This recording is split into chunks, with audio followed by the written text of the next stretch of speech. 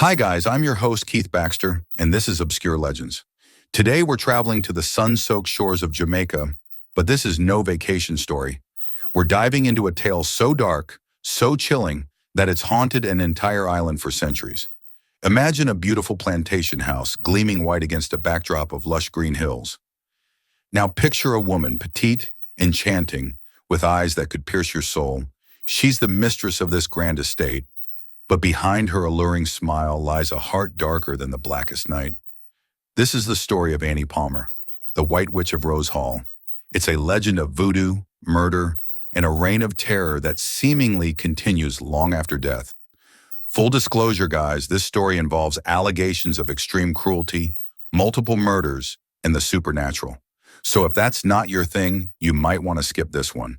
But if you're ready to explore one of the most enduring and spine-chilling legends in Caribbean history, stick around, because this is a story that will have you sleeping with the lights on. Are you ready? Then let's dive in.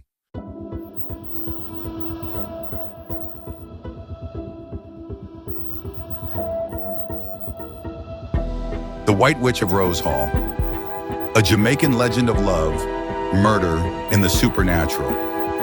As the sun sets over the lush Jamaican landscape, casting long shadows across the rolling hills, an eerie stillness settles over Rose Hall Great House. The once grand plantation mansion looms against the darkening sky, its whitewashed walls gleaming in the fading light. But as night falls, whispers of a dark past begin to stir. Local legend speaks of a beautiful and terrifying presence that still haunts these grounds. The infamous White Witch of Rose Hall, Annie Palmer. The gentle Caribbean breeze carries the faint scent of roses, mingled with something more sinister. As you approach the house, you can't shake the feeling of being watched. Is it merely your imagination, or are those pale fingers parting the curtains in that upper window? And did you really hear the echo of maniacal laughter drifting from the overgrown garden? Welcome to Rose Hall, where the line between the living and the dead blurs, and where one of Jamaica's most chilling urban legends was born. Prepare to uncover the twisted tale of Annie Palmer, the White Witch whose reign of terror allegedly continues long after her death. To understand the legend of the White Witch, we must first journey back in time to the 18th century Jamaica. The island was then a British colony, its economy built on the backs of enslaved Africans, toiling on vast sugar plantations. Rose Hall, situated on a hillside overlooking Montego Bay, was one of the grandest of these estates. The Great House was built in the 1770s by John Palmer, a wealthy British planter. It was a stunning example of Georgian architecture, with its imposing stone facade and sweeping staircases. But it was not John Palmer who would leave his mark on Rose Hall's history. Instead, it was his grandniece's husband's second wife, Annie Palmer, who would become forever entwined with the estate's dark legacy. Annie Mae Patterson was born in England in 1802, but was orphaned at a young age and sent to Haiti to live with relatives. It was here, according to legend, that young Annie was introduced to the mystical practices of voodoo by her Haitian nanny. She reportedly became skilled in the dark arts, a talent that would serve her well in her future endeavors. In 1820, at the age of 18, Annie married John Rose Palmer, the owner of Rose Hall Plantation. Thus began her reign as the mistress of Rose Hall, a period that would become steeped in tales of cruelty, murder, and the supernatural. From the moment Annie Palmer set foot in Rose Hall, things began to change. The once prosperous plantation seemed to fall under a dark cloud.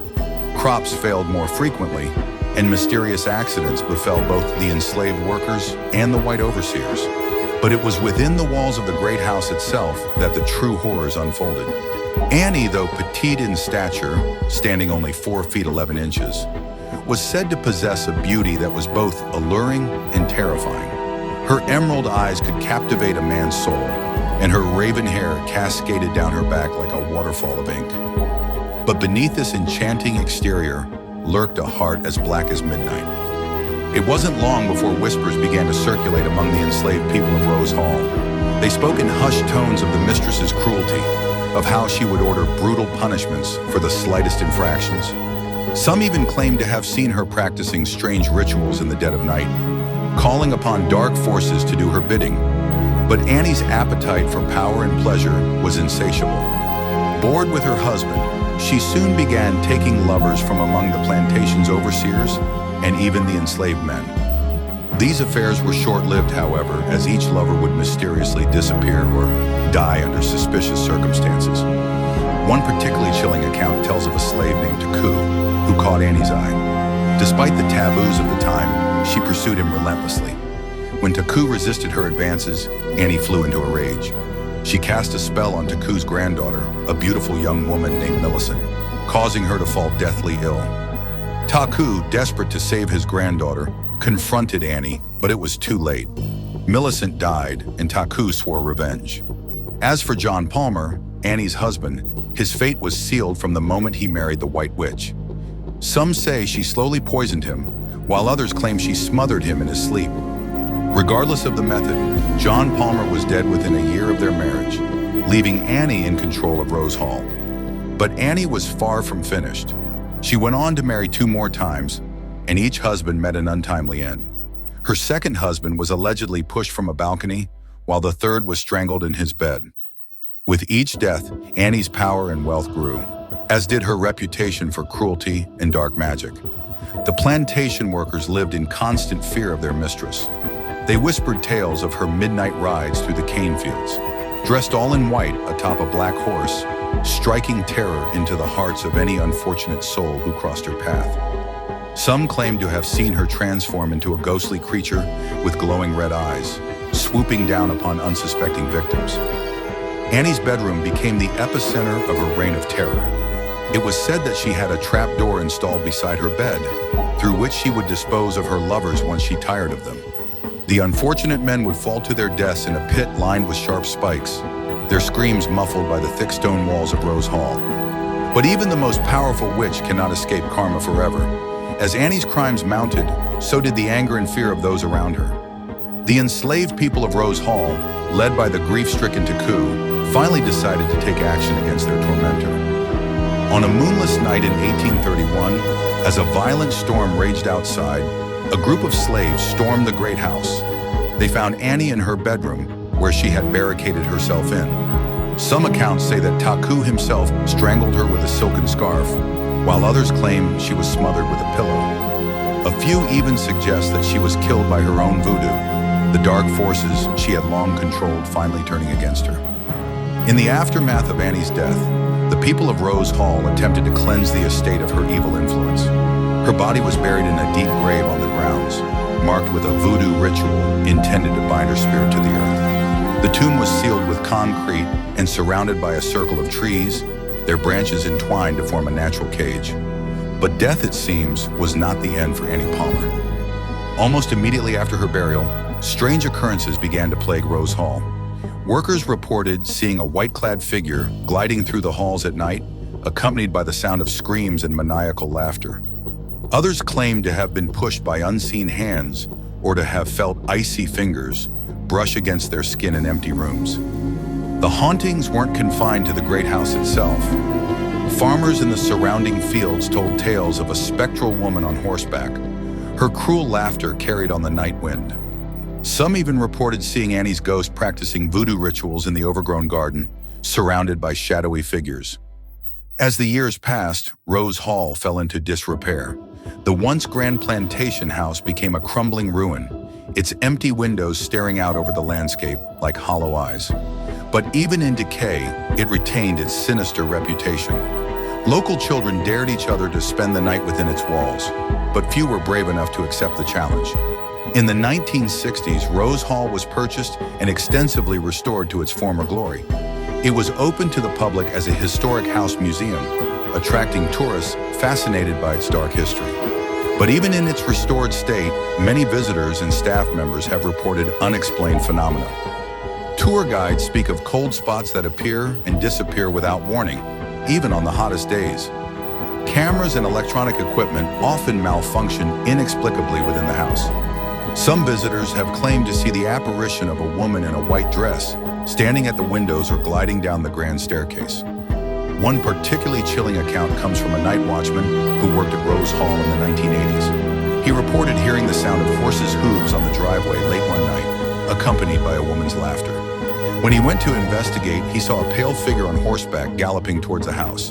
As he watched in terror, both horse and rider vanished into thin air. Another story tells of a group of tourists who were exploring Annie's bedroom. As they listened to the guide recount the tale of the White Witch, one woman felt a sharp pain in her back, as if she had been struck. When she returned to her hotel and examined her back, she found 3 long scratches that hadn't been there before.